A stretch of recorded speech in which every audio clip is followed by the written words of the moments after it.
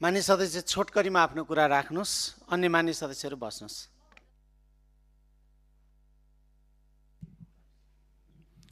धन्यवाद सभामुख महोदय। मेरो नाम अभिषेक प्रताप शाह हो सभामुख महोदय। सभामुख महोदय 2083 साल जेठ 17 गते प्रधानमन्त्री बालेन शाहजीले यसै संसदभित्र एउटा अभिव्यक्ति दिनुभएको थियो। त्यो अभिव्यक्ति कि नेपालले पनि भारतको जग्गा मिचेको छ, नेपालले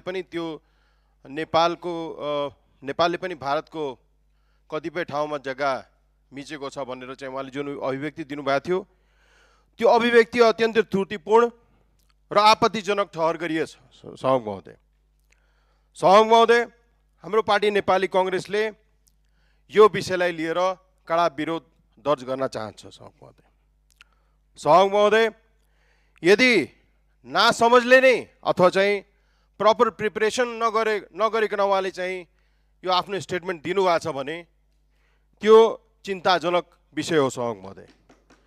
तर सोचे सम्झेरै यदि उहाँले यो स्टेटमेन्ट आफ्नो दिनुभएको छ भने त्यो खतरनाक सङ्केत हुन सक्छ सभामुख महोदय। किनभने यो विषय राष्ट्रिय सुरक्षा सम्बन्धमा चाहिँ यो गाँसिएको विषय हो सभामुख महोदय। सभामुख महोदय, हामी भगवान गौतम बुद्धको यो पावन भूमिको एउटा चाहिँ उपज हो।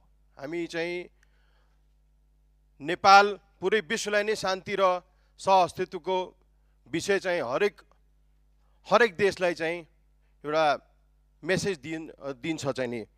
तर प्रधानमन्त्रीको यो स्टेटमेन्ट कि नेपालले पनि भारतको जग्गा मिचेको छ, आफ्नो भनाइ छोट्याउनुहोस् मान्य सदस्य। म छुट्याइहालेँ सभामुख महोदय। प्रधानमन्त्रीले आएर यसै संसदमा जुन उहाँले चाहिँ 17 गते आएर जुन आफ्नो स्टेटमेन्ट दिनुभएको थियो, कि त त्यो स्टेटमेन्ट चाहिँ फिर्ता लिनुपर्छ, कि त उहाँले आएर आम माफी चाहिँ यसै संसदबाट माफी माग्न चाहन्छ। हाम्रो नेपाली कांग्रेसको यो कडा आपत्ति हो सभामुख महोदय।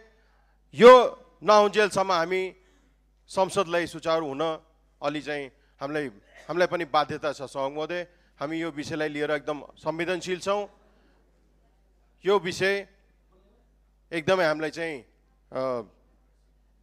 प्रधानमन्त्री आएर यहाँ संसदमा माफी माग्नुपर्छ अनि त्यसपछि मात्रै हामी चाहिँ संसद चलाउन दिन्छौँ सभामुख महोदय। त्यति मात्र। धन्यवाद। जय नेपाल।